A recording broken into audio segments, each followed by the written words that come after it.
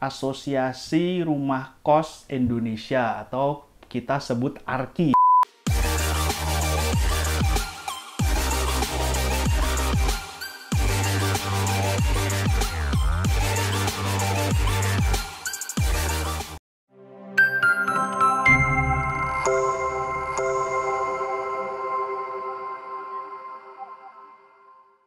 Halo teman-teman, kembali lagi ketemu dengan Andi di channel King Kos, si Raja Kos.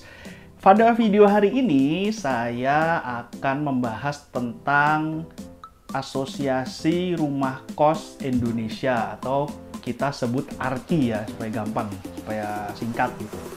Nah, ini ada kabar gembira nih buat teman-teman semua. Kita per tanggal 21 April yang lalu itu kita sudah meresmikan ya, kita sudah menandatangani akta pendirian Asosiasi Rumah Kos Indonesia di Jakarta.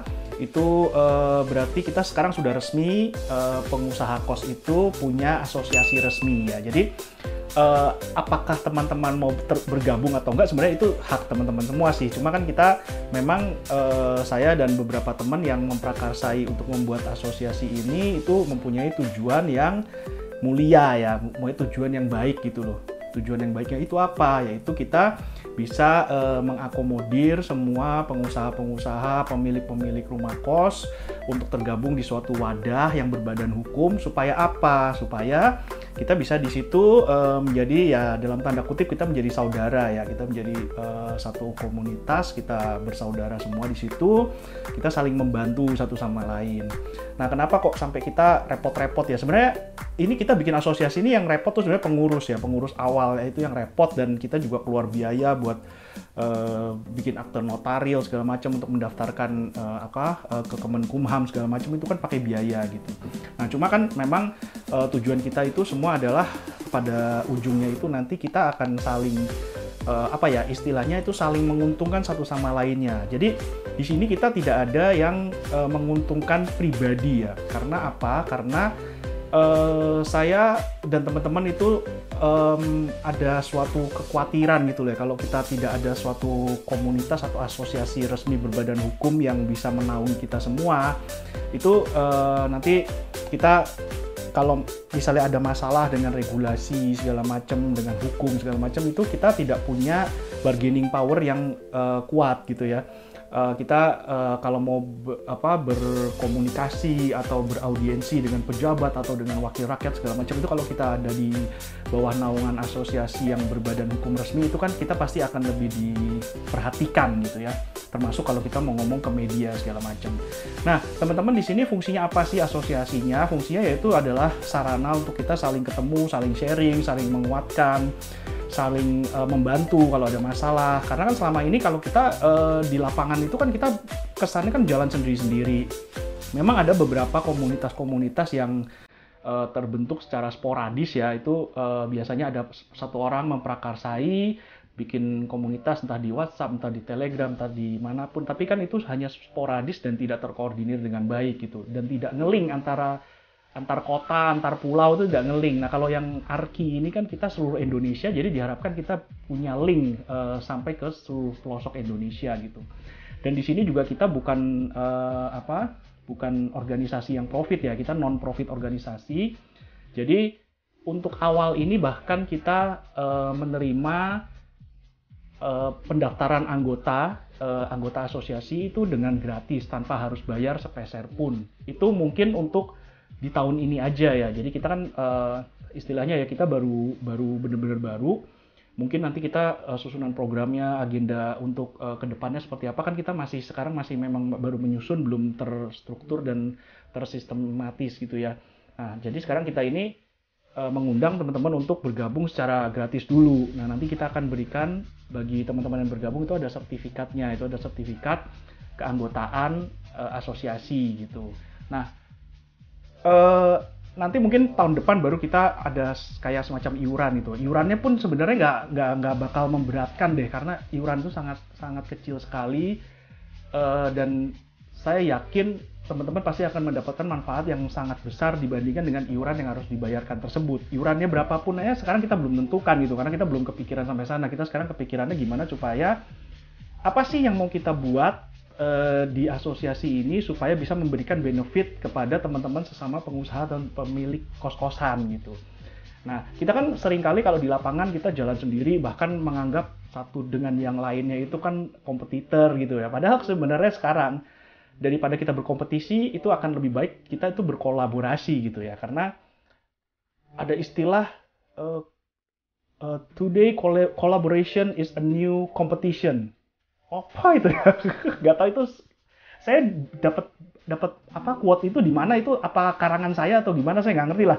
Ya pokoknya itulah intinya, sekarang itu dunia kan semakin berkembang, dan sekarang ini kolaborasi kayak sharing ekonomi, kayak kayak sekarang yang lagi ngetrend crowdfunding segala macam, itu kayak gitu-gitu kan lagi ngetrend gitu ya. Jadi kita lebih baik berkolaborasi daripada kita sikut-sikutan, kita saling menghancurkan satu sama lain dengan kompetisi gitu. Karena kalau kita berkompetisi, kita tidak akan bisa menang melawan orang yang dananya besar, yang memang dia udah kaya, yang memang dia konglomerat gitu, kita tidak akan bisa ngelawan kalau sendirian. Tapi kita bisa melawan kalau kita berkolaborasi. Jadi kita bersatu gitu ya, kita bersatu untuk melawan, ya bukan melawan lah, maksudnya ya untuk berkompetisi, untuk minimal kita bisa mengimbangi orang-orang yang bermodal besar tersebut gitu. Nah, kalau teman-teman di lapangan kadang-kadang suka ketemu dengan masalah hukum, misalnya dengan pajak juga, atau dengan misalnya ada masalah dengan lingkungan, atau misalnya ada masalah dengan anak kos, dengan polisi segala macam, ada kejadian-kejadian macam-macam. Nah itu kalau di asosiasi dengan itu, kita harapannya kita bisa memberikan bantuan ya, karena kita nanti rencananya juga kita ada tim legal sendiri, ada tim hukum, terus ada tim edukasi. Nah ini edukasi yang penting juga, karena kan kita kadang-kadang melakukan usaha kos-kosan ini kan otodidak gitu ya, jadi nabrak sini, nabrak sana, nabrak sini, nabrak sana. Nah dengan adanya edukasi itu diharapkan nanti lebih terstruktur. Oh kalau mau buka kos-kosan caranya tuh seperti ini, yang bagus tuh seperti ini, yang kira-kira berhasil seperti ini. Jangan melakukan kesalahan yang sama dengan yang sudah pernah dilakukan oleh teman-teman yang lain gitu. Nah edukasi itu penting, dan itu nanti akan menjadi fokus kita juga.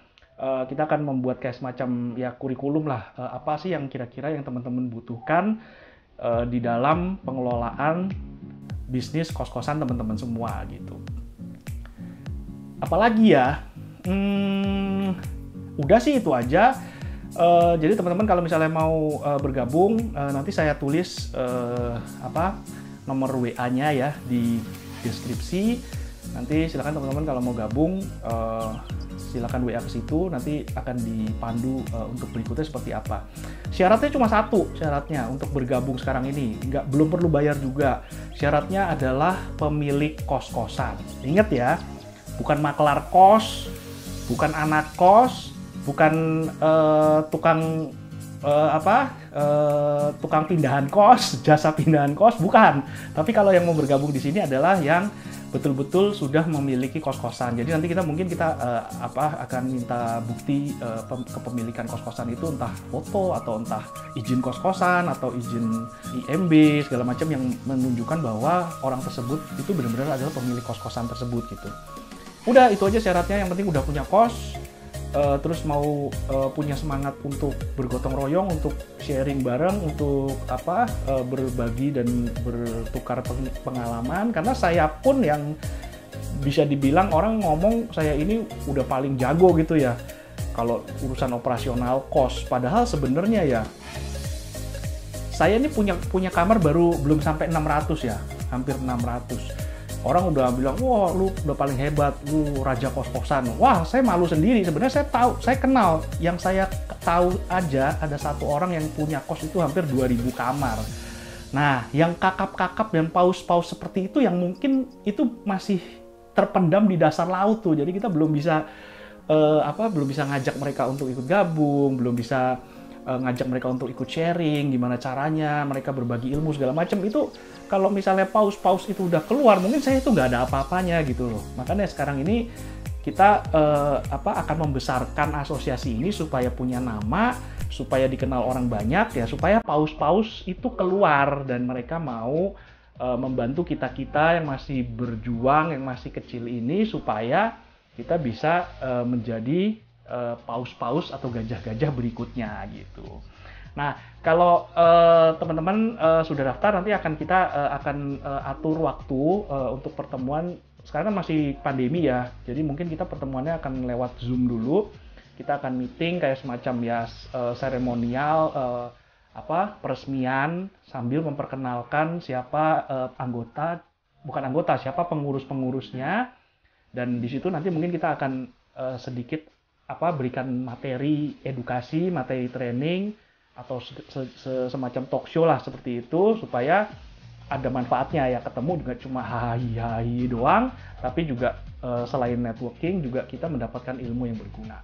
Oke, mungkin itu dulu penjelasan saya sekilas tentang Arki. Terima kasih sudah menonton. Jangan lupa subscribe untuk mendapatkan info-info dan video-video saya berikutnya. Nyalakan juga lonceng notifikasinya. Terima kasih sudah menonton. Jangan lupa like, comment, share juga, dan sampai ketemu di video yang akan datang. Dadah!